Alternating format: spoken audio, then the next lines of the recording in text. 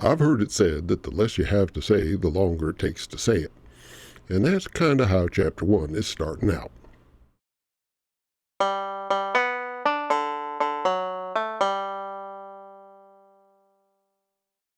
Hey there, folks. Bertram, the Barely Bearable Atheist here, continuing our series on the book I Don't Have Enough Faith to Be an Atheist by Norm Geisler and Frank Turek. We finally made it through the introduction, which ended with a quote mine and a fake quote from Nietzsche to try and prove that non-Christians is deliberately choosing to reject Jesus. And now we're starting on Chapter 1, which starts off by claiming that people is deliberately choosing to reject the truth. Are you beginning to sense a theme here?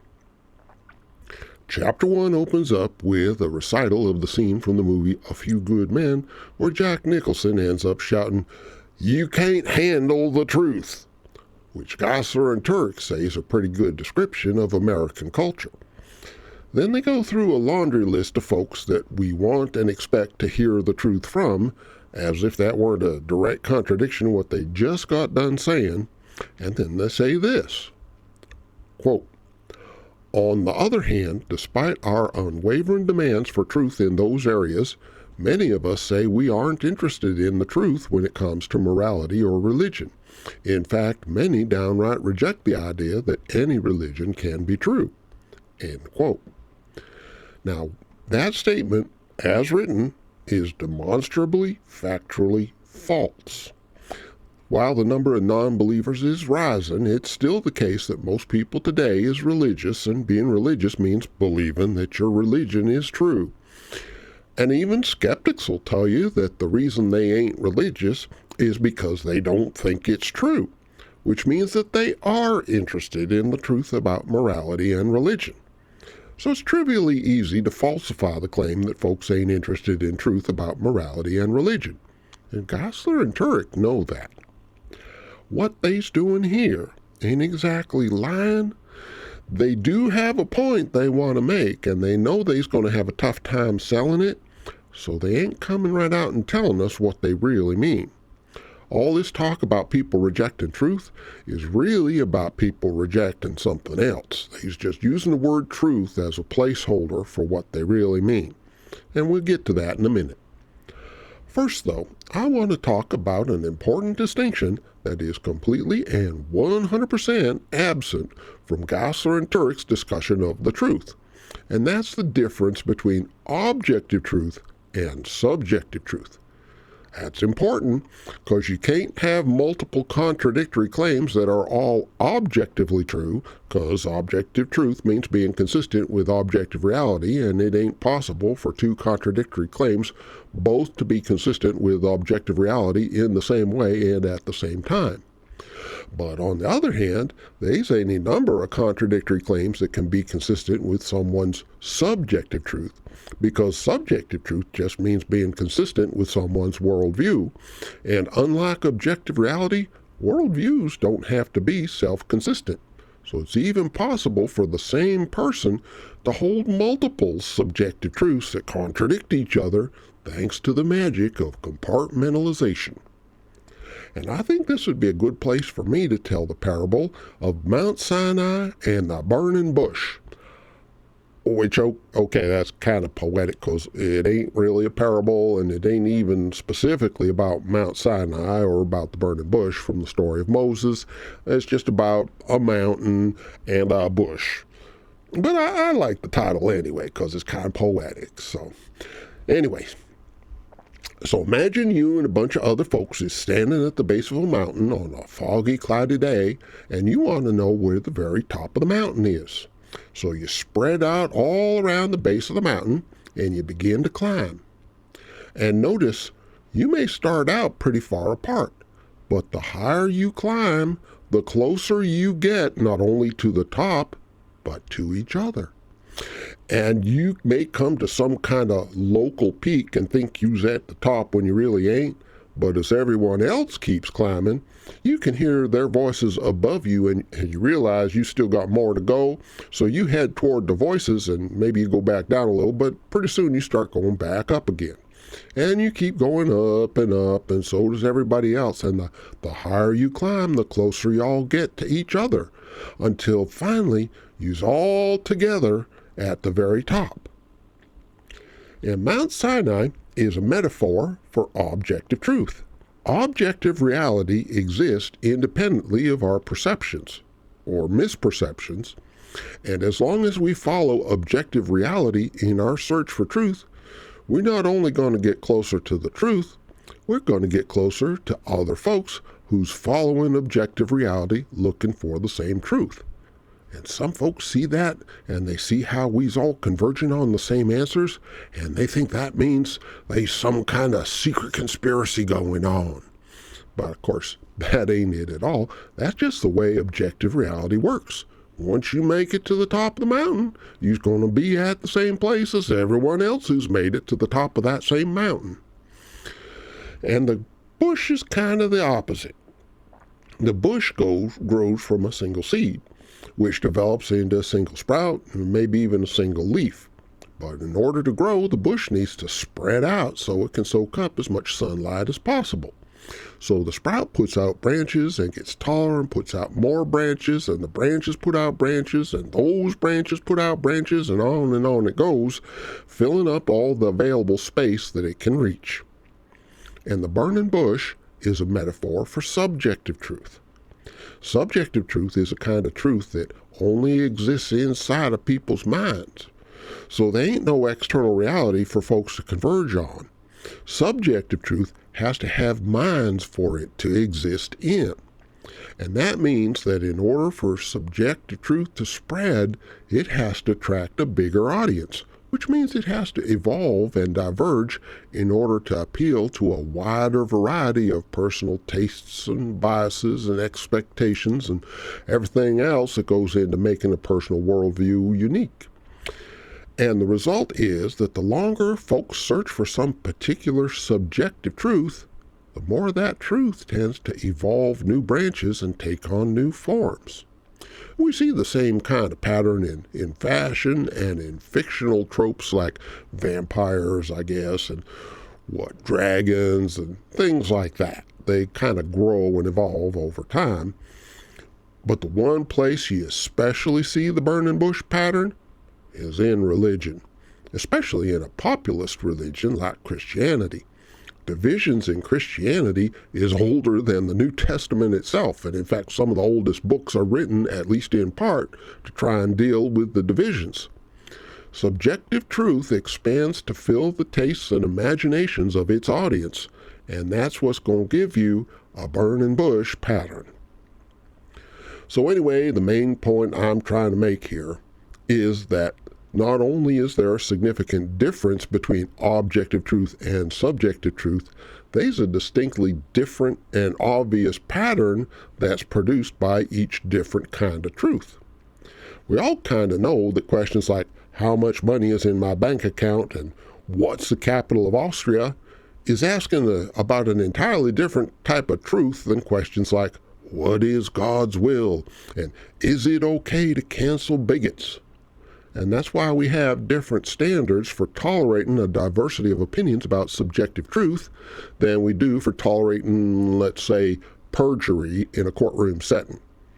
Different types of truth require different standards because they're different. So when Geisler and Turek ask, quote, why do we demand truth in everything but morality and religion? Why do we say, that's true for you but not for me, when we're talking about morality or religion, but we never even think of such nonsense when we're talking to a stockbroker about our money or a doctor about our health? End quote. They mean it as a rhetorical question, but in fact it's actually a fairly simple question with a pretty obvious answer. People who search for moral and religious truth just don't converge on the summit of some Mount Sinai somewhere. They spread out into a burning bush of different personal opinions and subjective worldviews and all that stuff. We don't treat subjective truth the same way we treat objective truth because there's different kinds of truth. Of course, Geisler and Turek ain't going to look at it that way.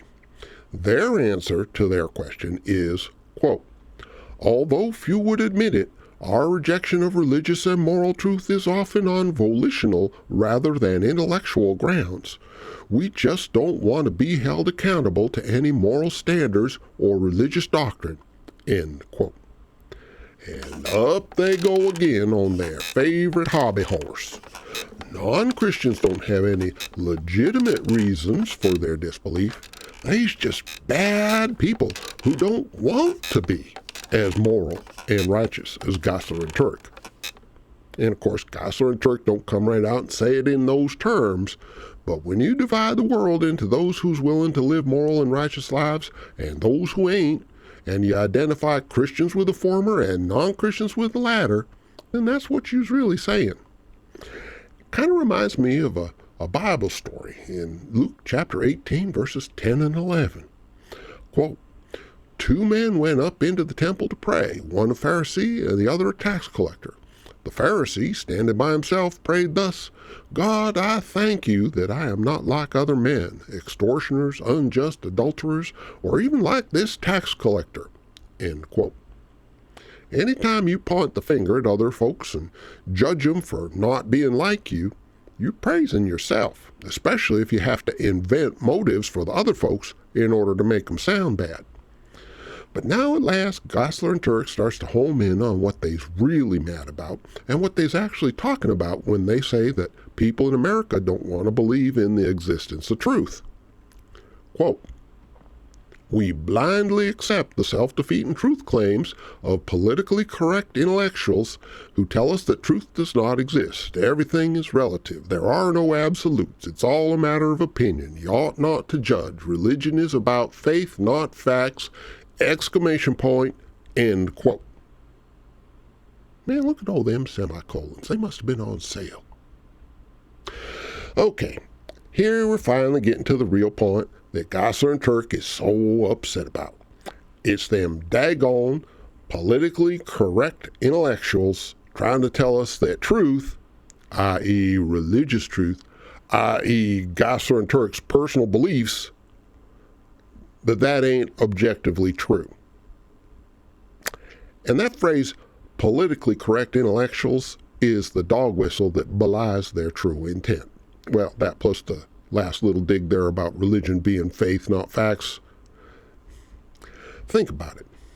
Why would a Christian become upset and snarky at the thought that non-Christians don't believe that Christian dogmas is the truth? I mean, that's kind of what a non-Christian is by definition. Somebody don't believe that.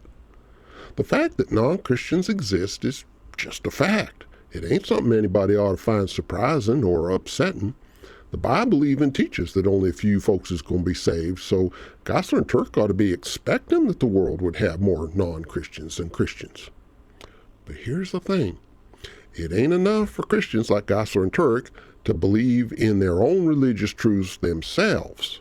It ain't enough for them to be the elect few that's going to go to heaven after they die. Oh no, they got to have power and authority here and now. That's what all this talk about truth is really trying to get to. That's why they care whether or not non-Christians accept their claims as truth. Geisler and Turek want to claim that their own personal religious belief is actual, absolute, objective fact that applies to everybody, believer or not. And based on that truth claim, they want to force folks to live according to Christian mandates, whether or not they's Christian. But when they try to impose that and try to use politics and the mingling of church and state to force their beliefs on other folks legislatively, they get told all the reasons why they can't do that under the First Amendment. And the folks that's reminding them tends to have better arguments and evidence, so that makes them, quote-unquote, politically correct intellectuals, or in other words, the bad guys. So this whole discussion ain't really about truth at all. It's about Christians like Geisler and Turek wanting to tell other folks how to live their lives and who they can marry and what they can do with their reproductive systems and how they can dress and on and on and on. And since they can't justify that with secular arguments and verifiable evidence, they want to use God as a proxy to step in and arbitrarily declare that Geisler and Turek's opinions and preferences is capital T, the capital T, truth. And anybody that refuses to submit to Geisler and Turek's alleged Christian authority is denying the existence of truth. And okay, that kind of makes sense now. I mean, I was wondering before how a couple of folks with PhDs could seriously propose a claim as absurd as the claim that Western culture is literally rejecting the idea that any truth exists at all. Well, it ain't that Western culture rejects the idea of truth, and Geisler and Turek ain't seriously arguing that it does. They have a particular, specific definition of one particular, specific, quote-unquote truth that it just so happens would entitle them to claim the authority to tell other folks how to live. And that particular, specific, quote-unquote truth is what the rest of us ain't buying. And that ticks them off, so they says that the rest of us is deliberately and intentionally rejecting truth, because we don't want to live moral and righteous lives. But then again, they can't come right out and admit that what they's actually doing is claiming the right to dictate other folks' lives, because that'd look bad. So they play word games, and they use the word truth like a dog whistle so that their fellow dominionists will recognize what they's arguing for, and the rest of us will be left scratching their heads and trying to figure out what the heck they're getting at. And that's what's so insidious about the mingling of church and state. Here this is supposed to be a book about apologetics, a book designed to help believers feel better about what they believe. And yet, here's Geisler and Turek smuggling a political agenda into their discussion about what truth is. It's subtle, it's got plausible deniability, and yet they're very clearly framing their discussion of truth such that truth is on one side and quote-unquote politically correct intellectuals is on the other. And political correctness is just a disparaging term for the idea that we shouldn't be harassing and penalizing folks just for being female or belonging to some minority or other or being different in any of 100 harmless ways. In other words, it's an attempt to outgrow the bigotry and discrimination of the past. And here's Geisler and Turek setting up and reinforcing the idea that when you oppose bigotry and discrimination, you somehow denying the existence of truth in general and Christian truth in particular. And you know, ever since the early 1970s, when the GOP hit on the strategy of using religion to manipulate folks into voting Republican, ordinary Christians sitting in church pews have been inundated with this kind of subtle, manipulative rhetoric, constantly whispering to them that tolerance is evil and equal rights come from the devil and the Republican political agenda is God's agenda.